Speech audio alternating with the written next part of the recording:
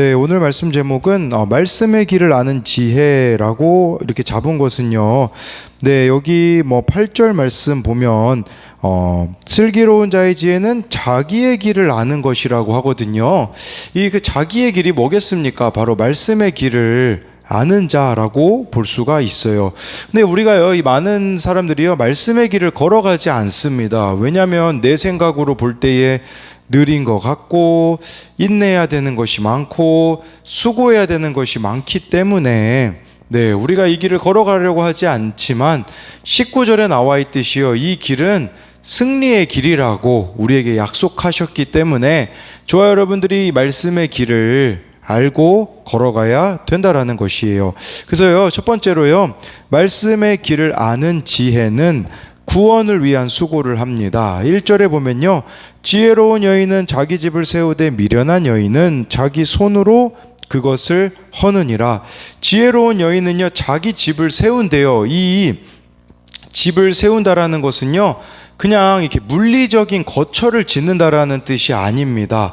여러 가지 의미가 있어요. 사회적으로, 경제적으로, 물질적으로, 정서적으로, 영적으로 가정생활의 기초를 놓는다라고 말씀해 주는 것이죠.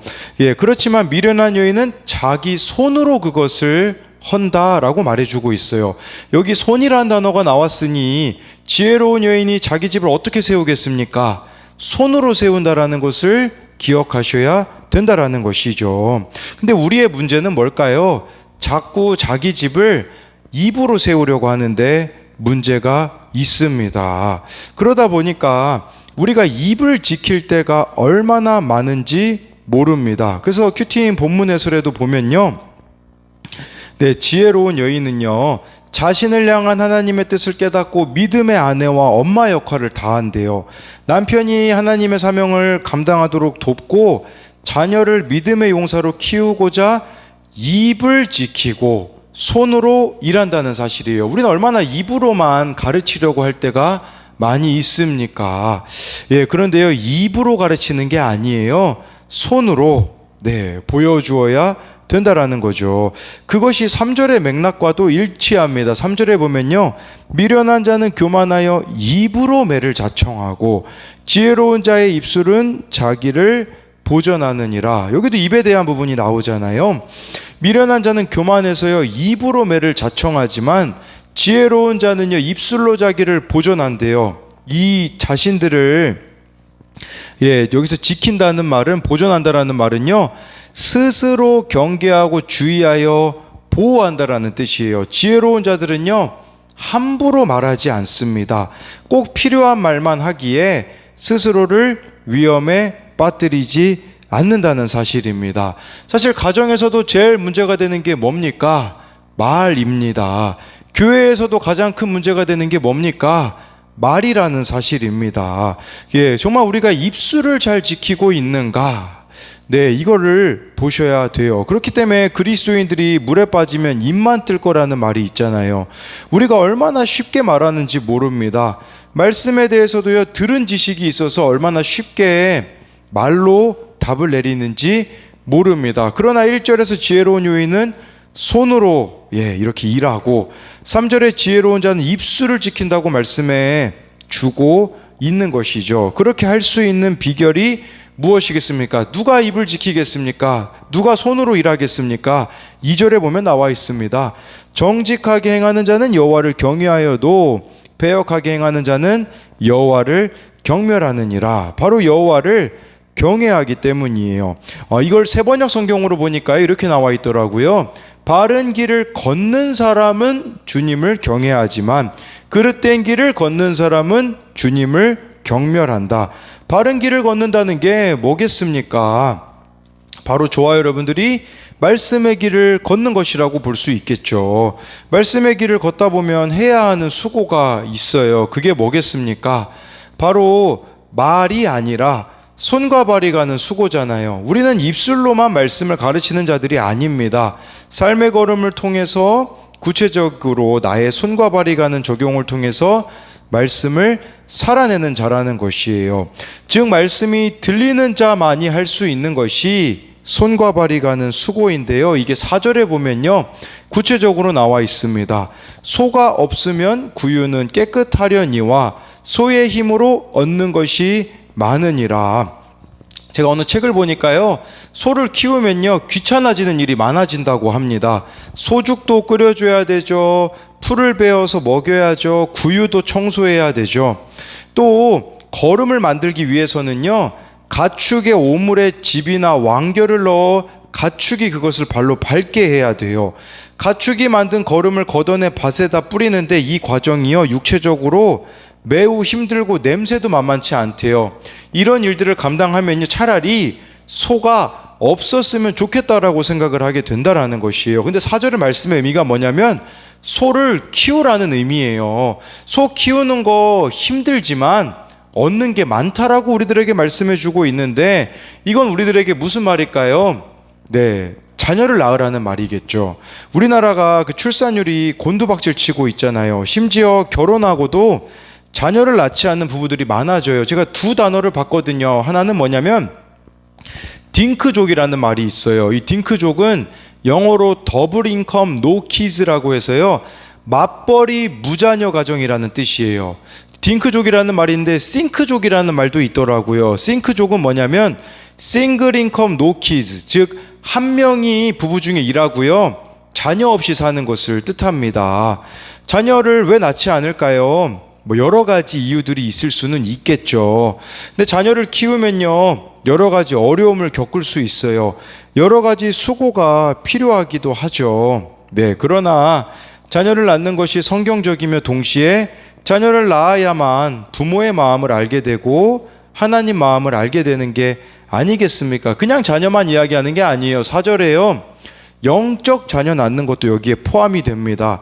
여러분, 누군가를 전도하지 않으면 편합니다. 편하게 신앙생활 할 수 있습니다. 그런데 왜 우리가 전도를 해야 됩니까? 그 이유는 예수님이 가서 제자 삼으라고 하셨기 때문에, 땅끝까지 증인이 되라고 하지 않으셨습니까? 그러니 저와 여러분들이 영적 자녀를 낳는 수고를 해야 된다라는 것이에요. 그러니까 이 말씀을 1절 말씀을 본다면 구원의 관점으로 모든 일들과 사람을 바라보는 것이 지혜로운 여인이라고 할 수가 있고요. 그렇기에 이러한 자들은 4절에 나와 있듯이 소를 키우는 수고를 하게 되어지는데, 그 수고는 바로 구원을 위해서요. 저와 여러분들이 구원을 위해서 해야 되는 게 있어요. 뭐냐면 더러운 구유를 치우는 낮아짐, 겸손의 삶을 살아가야 된다라는 거예요. 그렇게 살아가면요 4절에 나와 있듯이요 얻는 것이 많을 겁니다. 영적으로 풍족한 삶을 살아가게 될 거라는 사실입니다. 그래서 이것에 대한 적용은요, 나는 입술만 살아있는 크리스천입니까? 손과 발로 살아내는 크리스천입니까? 우리가 말만 많이 하고 있는 크리스천은 아니냐라는 것이에요. 진짜 내 삶으로 살아내고 있는 그리스도인인가를 묻는 것이고요. 소의 힘으로 얻는 것이 많음을 알고 내가 구유를 치우는 것처럼 손과 발로 구원을 위해 수고해야 할 일은 무엇입니까? 마치 소를 키우듯이 저와 여러분들이 구원을 위해서 해야 되는 수고는 무엇인지를 묻고 있는 것입니다. 두 번째로요, 말씀의 길을 아는 지혜는 내 죄만 보고 갑니다. 이렇게 말씀으로 지혜를 깨닫는 사람은요 자기 죄만 본다라는 거거든요. 8, 9절을 보면요, 슬기로운 자의 지혜는 자기의 길을 아는 것이라도 미련한 자의 어리석음은 속이는 것이라. 미련한 자는 죄를 심상히 여겨도 정직한 자 중에는 은혜가 있느니라. 슬기로운 자의 지혜는요 자기 길을 아는 것이라고 합니다. 그런데 미련한 자는요 어리석어서 자기를 속여요. 이 속이는 것, 어리석으면 속이는 것이라는 게 자기 속인다라는 거거든요. 미련한 자가 자기를 속이기 때문에 반드시 일어나는 일이 뭡니까? 하나님도 속이고 이웃도 속이게 될 거라는 사실이에요. 나도 속이고 남도 속이는 자가 미련한 자라는 거죠. 그러면 슬기로운 자는 어떤 자일까요? 속이지 않는 자죠. 하나님을 속이지 않고 이웃을 속이지 않는 자예요. 제가 이렇게 말할 수 있는 근거는 9절 때문입니다. 9절에 보면 미련한 자는 죄를 심상히 여겨도 정직한 자 중에는 은혜가 있느니라라고 하잖아요. 이 미련한 자 죄를 심상히 여긴다. 이거는 대수롭지 않게 여기는 것을, 그 죄를 가볍게 여기는 걸 말하는 거예요. 이게 미련한 자의 특징이거든요. 근데요, 이 구절을 제가 그 세번역 성경으로 보니까 이렇게 쓰여 있더라고요. 어리석은 사람은 속죄 제사를 우습게 여기지만, 네, 이걸 속죄 제사라고 했더라고요. 또 제가 다른 번역본에 보니까 속건 제사를 우습게 여긴다라고도 표현을 하더라고요. 속죄제는 누구를 속이는 거죠? 하나님을 속였을 때 드리는 제사가 속죄제거든요. 속건제는요, 이웃을 속였을 때 드리는, 네, 그 제사거든요.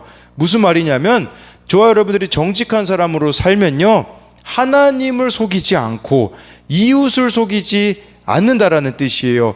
즉 회개한 삶이라고 볼 수 있는 것이죠. 근데 이 회개도요, 막 반쪽으로 하는 사람들이 많아요. 하나님께만 내가 회개하면 됐지. 그거는 회개가 아닙니다. 하나님에 대해서도 이웃에 대해서도 회개하는 것이 정직한 자라고 볼 수가 있어요. 쉽게 말하면요, 어리석은 자는 내 죄가 안 보여가지고요, 하나님께 대해서 죄를 짓고 사람에 대해서 죄를 짓지만, 저와 여러분들이 구절에 나와 있는 정직한 중엔 은혜가 있느니라라고 하는데, 이 정직한 자는 바로 회개하는 자라고 볼 수가 있습니다. 아까 앞서서 그 소를 키우는 것에 대해서 이야기 드렸잖아요. 자녀를 낳는 거, 영적 자녀 낳는 거 힘들죠. 근데요, 그렇게 자녀를 낳아보면 분명히 깨달아지는 게 있어요. 그건 뭐냐면 바로 내가 죄인이라는 사실이에요. 존재적인, 본질적인 죄인이라는 거죠. 제가 어제 그 군대에서부터 알고 지냈던 선교사님을 이제 만나 뵙고 왔는데, 2주 전에 이 선교사님이 다른 선교사님을 만났대요. 근데 그 다른 선교사님이 이 선교사님한테 이런 질문을 했대요. 원죄 아시죠? 그랬더니 당연히 제가 만난 그 선교사님은 당연히 제가 원죄 알죠. 아담과 하와가 범죄한 원죄 알고 있습니다. 그랬더니 다른 선교사님이 이렇게 이야기하셨대요. 선교사님, 원죄 회개하셨습니까? 그때 이 선교사님이 충격을 받았대요. 아니, 원죄는 자기가 회개한 적이 없다라는 사실을 발견하게 되었다라는 거죠. 근데 저는요, 이 이야기를 듣자마자 이해가 되더라고요. 큐티하면서 자꾸 내 죄를 보라고 하잖아요. 여기서 말하는 내 죄라는 것은요, 내가 본질상 죄인이었다라는 것을, 원래부터 죄인이었다라는 사실을 깨닫고 회개하라는 것이에요. 근데 중요한 것은요, 우리가 자꾸 행위 때문에 내가 죄인이라는 걸 인정 안 합니다. 내가 어린 시절부터 교회 다녔기 때문에 죄인이 아닌 것 같고, 하나님을 위해 나름 무언가 했다고 생각하니까 원죄를 회개 안 하는 거예요. 존재적인 죄인이라는 것을 인정하지 않는 것이죠. 그러나 행위와 상관없이 나는 본질상 진노의 자식이며 죄인이라는 사실이에요. 내 죄를 보고 간다라는 것은요, 행위를 가지고 말하는 게 아니에요. 우리는 다른 사람보다 내가 더 낫다라고 생각하면 내가 죄인이 아니라고 말하거든요. 근데요, 그거와 상관없이 우리는 존재 자체가 죄인이라는 것이에요. 이것을 깨닫는 자만이 회개할 수 있다라는 거죠. 이렇게 회개하게 되어지면 어떤 일이 벌어질까요? 10절이 펼쳐지게 됩니다. 마음의 고통은 자기가 알고 마음의 즐거움은 타인이 참여하지 못하느니라. 쉽게 말하면요, 마음의 고통과 즐거움은 자기만 알 수 있다고 해요. 이 말씀은 여러 가지로 해석될 수 있는데요, 이런 의미도 될 수 있겠죠. 자기 죄는 자신이 안다라는 부분으로도 해석할 수 있어요. 네, 어제 그 만난 선교사님이 다른 분께 들은 이야기인데, 진짜 거듭났다면 다시는 죄를 짓지 않는다라는 이야기를 했대요. 근데요, 이 선교사님이 생각해 보니까 그럼 나는 거듭났는데 예수님 만나는데 왜 여전히 자기가 봐도 자기가 짓고 있는 죄가 있거든요. 그럼 내가 이게 뭐가 문제인가 생각을 해봤다고 하더라고요. 근데 제가 이야기 드렸던 것은 뭐냐면요, 선교사님, 죄의 유혹은 계속 있어요. 내가 무너진 영역에서 죄의 유혹은 계속됩니다 라고 이야기를 드렸거든요. 그러면 그것을 차단하는 방법이 뭡니까? 바로 우리가 환경적으로 차단하는 거죠. 스마트폰 중독에 빠지면 어떻게 하겠습니까? 스마트폰을 부숴버려야 되죠. 또 이것만 해서는 안 돼요. 다른 한 가지는 뭐냐면 내가 죄의 유혹이 있잖아요. 나 혼자만 아는 죄 유혹은 나 혼자만 알고 있잖아요. 드러내버리는 겁니다. 공동체에 이야기해버리는 거죠. 그게 나를 지키는 거예요. 그래서 FF 브루스라는 사람이 숨기고 싶은 일은 드러내고 싶은 일은 숨겨야 한다는 말을 했어요. 숨기고 싶은 일이 뭐겠습니까? 죄죠. 반대로 드러내고 싶은 일은 뭡니까? 나의 선행이거든요. 그런 건 숨기되 선행은 숨기되 나의 죄는 드러내라는 말인데, 이 10절 말씀은 나만 알고 있는 죄 드러내야 된다라는 의미로 볼 수도 있고요. 또 이 10절의 의미는요, 다른 사람의 인생에 대해 단정 짓지 말라는 의미라고도 볼 수 있어요. 우리가 얼마나 다른 사람 인생에 대해서 쉽게 답을 내립니까? 우린 그 인생 모른다라는 뜻이에요. 근데 마치 내가 그 인생을 다 아는 것처럼 우리가 이야기할 때가 얼마나 많이 있냐라는 거예요. 그러면서 왜 너는 나와 같지 않냐?